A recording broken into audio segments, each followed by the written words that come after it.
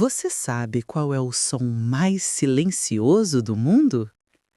É o som de uma porta se fechando devagar, quando você entende que nunca mais vai voltar.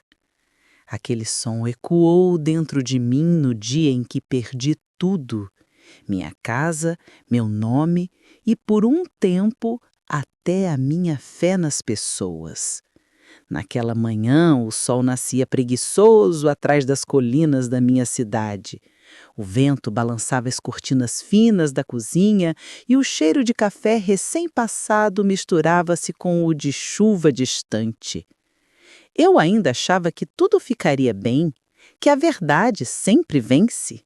Mas, às vezes, a verdade chega tarde demais, quando já não há ninguém disposto a ouvi-la. Trabalhei a vida inteira para construir algo simples, mas meu, um pequeno armazém na rua principal. Nada luxuoso, só um lugar onde as pessoas vinham comprar pão, conversar e, às vezes, desabafar. Era mais do que um comércio. Era o ponto onde histórias se cruzavam, onde as pessoas ainda olhavam nos olhos umas das outras. E, de algum modo, era também o meu coração pulsando de portas abertas. Mas o mundo muda quando o dinheiro entra na conversa. Um homem apareceu um dia, terno engomado, sorriso treinado. Disse que queria ajudar a expandir meu negócio. Prometeu modernizar o espaço, colocar minha lojinha no mapa da cidade. Eu, ingênua, achei que era um sinal de reconhecimento, uma oportunidade. Assinei papéis sem entender todas as letras pequenas.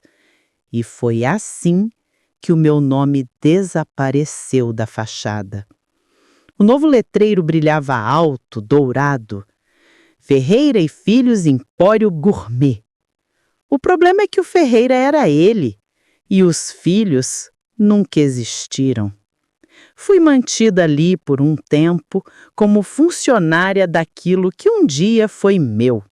Sorrindo atrás do balcão, servindo as mesmas pessoas que antes me chamavam de dona. Alguns fingiam não perceber, outros riam baixinho. É a vida, né, dona Helena? Uns sobem, outros descem. E eu descia, com dignidade, mas descia. Foi então que o riso deles começou a doer. Não o riso alto das festas ou das piadas, mas aquele riso abafado, cruel, que se faz quando alguém cai e as pessoas fingem que foi merecido. Riram quando me viram sair pela última vez com uma caixa de papelão nas mãos e o letreiro antigo do armazém embaixo do braço. "Guarda isso de lembrança, dona Helena", disseram. E eu guardei. Mas não como lembrança. Guardei como prova. Passei meses sem aparecer na praça. O banco de madeira onde eu sentava todo fim de tarde ficou vazio. A cidade, pequena e faladeira, inventou 1000 versões da minha história. Alguns diziam que eu tinha fugido, outros que estava doente e teve até quem dissesse que enlouqueci. Mas eu só estava cansada. Cansada de justificar o que ninguém queria entender. Foi durante esse tempo de silêncio que aprendi a ouvir o vento. Ele entra pelas frestas, leva embora o orgulho e traz um tipo de calma que só quem perdeu tudo entende. Eu olhava o céu e pensava, um dia tudo isso vai fazer sentido. Não sabia quando, nem como, mas acreditava que a vida tem um jeito estranho de equilibrar as contas. Um ano depois, a cidade mudou. Cafés modernos surgiram, ruas antigas foram asfaltadas e o velho empório que antes tinha cheiro de pão e café, agora vendia vinhos caros e queijos franceses. O dono, o tal senhor Ferreira, desfilava em carros novos, rodeado de gente que antes o ignorava. Eu o via às vezes de longe, sempre acompanhado, sempre rindo. E cada risada dele Me lembrava do som da porta que se fechou atrás de mim naquele dia. Mas o destino é paciente. Ele observa, espera, e quando chega a hora, ele não precisa gritar. Tudo começou numa tarde de outono, quando o vento trouxe de volta uma lembrança. Eu estava caminhando pela praça, com meu lenço antigo e minha sacola de compras, quando um carro preto estacionou em frente ao empório. De dentro saiu um jovem alto, de terno, semblante sereno. Os olhares se voltaram. Ninguém sabia quem ele era, mas a presença dele impunha respeito. O ar pareceu mudar de cor. Ele entrou no empório, olhou em volta e, com uma voz calma, perguntou: quem é o dono deste lugar? Ferreira, vaidoso, apareceu logo. Sou eu, respondeu estufando o peito. O rapaz sorriu de leve. Interessante. Meu avô me falou muito sobre este lugar. Disse que foi aqui que começou a fortuna da nossa família. Ferreira empalideceu um pouco. Ah, então o senhor é o neto de Augusto Montenegro? Respondeu o jovem, e um silêncio pesado caiu. Augusto Montenegro? O homem que um dia ajudou Ferreira a abrir os primeiros negócios antes de morrer e deixar tudo nas mãos do sócio? Meu avô sempre dizia que devia parte da vida dele a uma mulher chamada Helena. Uma mulher honesta que acreditava nas pessoas erradas. Ferreira tentou sorrir, mas o olhar do jovem era afiado. Gostaria de conhecê-la. O senhor sabe onde posso encontrá-la? A pergunta pairou no ar e, pela primeira vez em anos, Ferreira gaguejou. Eu observava tudo da calçada, invisível, com o coração batendo como se tivesse 20 anos outra vez. O rapaz virou o rosto e nossos olhos se encontraram através do vidro. Por um instante, o tempo parou. Não havia som, nem vento, nem ruído algum. Apenas aquele olhar, firme, gentil, cheio de reconhecimento, como se ele soubesse exatamente quem eu era. Ele saiu do empório e veio até mim caminhando devagar. As pessoas abriram espaço, curiosas. Dona Helena? Perguntou ele com a voz suave. Sim, respondi, surpresa. Meu avô falava muito da senhora. Ele me ensinou que o verdadeiro valor de alguém não está no que ela possui, mas no que ela constrói dentro dos outros. E parece que a senhora construiu muito. Foi então que eu percebi. O mundo dá voltas, mas às vezes ele dá voltas justas. O jovem pediu para conversar comigo. Caminhamos até o banco da praça, aquele mesmo que ficou vazio por tanto tempo. O sol descia e ele narrou que herdara os negócios da família Montenegro e queria reconstruir tudo com base na ética e na gratidão. Disse que não poderia mudar o passado, mas poderia honrar quem foi esquecido. E foi ali, naquele banco simples, que algo dentro de mim se reacendeu. Na manhã seguinte, acordei com um sentimento que não visitava meu peito havia anos. Leveza. O vento entrava pela janela com cheiro de terra molhada, e os pássaros pareciam cantar só para mim. Fazia tanto tempo que eu não sentia vontade de sair de casa sem um motivo que até me espantei quando o telefone tocou. Era ele, o rapaz da véspera. Dona Helena, posso lhe buscar hoje à tarde? Há algo que preciso lhe mostrar. Aceitei, sem entender direito por quê. Talvez por curiosidade. Talvez por aquele olhar sincero que me fez lembrar do meu marido. O único homem que nunca me prometeu nada, mas cumpriu tudo. Às 4 da tarde, um carro preto parou diante do portão do pequeno sobrado onde eu morava. O rapaz desceu, com um buquê de flores do campo nas mãos. Não sabia o que a senhora gostava, mas achei que simplicidade combina com força. disse sorrindo.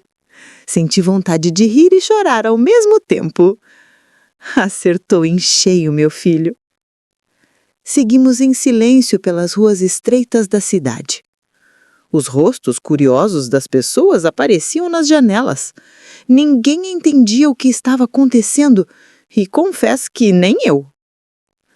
Quando viramos a esquina da praça principal, vi algo que fez meu coração parar por um instante. O empório! Meu antigo armazém! Mas havia algo diferente. Um grande pano branco cobria a fachada. Um pequeno palco estava montado em frente e várias pessoas se reuniam ali. Câmeras, microfones, gente elegante e no centro ele, o Senhor Ferreira. O mesmo homem que anos atrás me olhou de cima e me chamou de ingênua. Agora ele parecia menor, não de altura, mas de alma. Hoje é um dia importante, disse o rapaz pegando o microfone. Não apenas para mim, mas para esta cidade e para a memória de quem construiu suas raízes com honestidade. O público silenciou. Ele olhou para mim e naquele instante senti que todos os olhares também me alcançaram. Meu nome pairava no ar sem ser dito como uma nota prestes a ser tocada. Quando eu era criança, meu avô me contava sobre uma mulher que ajudou a erguer este lugar com suas próprias mãos. Uma mulher que acreditava nas pessoas e, por isso, perdeu quase tudo. Mas o que poucos sabem é que foi graças a ela que meu avô conseguiu começar, e foi por respeito a essa história que eu voltei. Ferreira, desconfortável, mexia no colarinho. Com licença, senhor Montenegro. Ele tentou interromper, mas o rapaz ergueu a mão. Hoje, este lugar volta a ter um nome que nunca deveria ter sido apagado. O pano branco caiu e todos prenderam a respiração. Letras simples, elegantes, mas poderosas. Armazém Helena. O som do pano tocando o chão foi o som mais bonito que já ouvi. Era como se o tempo tivesse voltado só para me pedir desculpas. As pessoas aplaudiram, algumas emocionadas, outras surpresas. Ferreira ficou imóvel, o rosto pálido, as mãos trêmulas, e eu apenas fechei os olhos por um instante e deixei que o vento me abraçasse. O rapaz se aproximou e disse baixinho: Não é só o nome, dona Helena, é justiça, é gratidão. Olhei para ele e vi algo que não se cumpra nem se ensina. Caráter. Obrigada, meu filho. O que você fez hoje devolveu mais do que um nome. Devolveu minha fé. Ele sorriu. Mas ainda não terminamos. Um carro antigo se aproximou lentamente.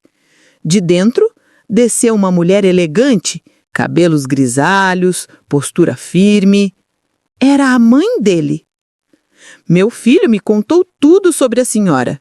Meu pai falava da sua bondade, mas eu nunca imaginei o quanto essa cidade lhe devia. A partir de hoje, queremos lhe convidar para ser conselheira honorária dos nossos empreendimentos. Nada mais justo do que ter sua sabedoria guiando o futuro que meu avô começou com a sua ajuda. Por alguns segundos, não consegui responder. Senti um nó na garganta, não de dor, mas de algo raro, algo chamado reparação. O público em silêncio observava. E quando finalmente consegui falar, só disse: Eu não guardo rancor. Só queria que as pessoas aprendessem que o bem pode demorar, mas sempre volta. Os aplausos vieram de novo, dessa vez espontâneos, calorosos, cheios de alma.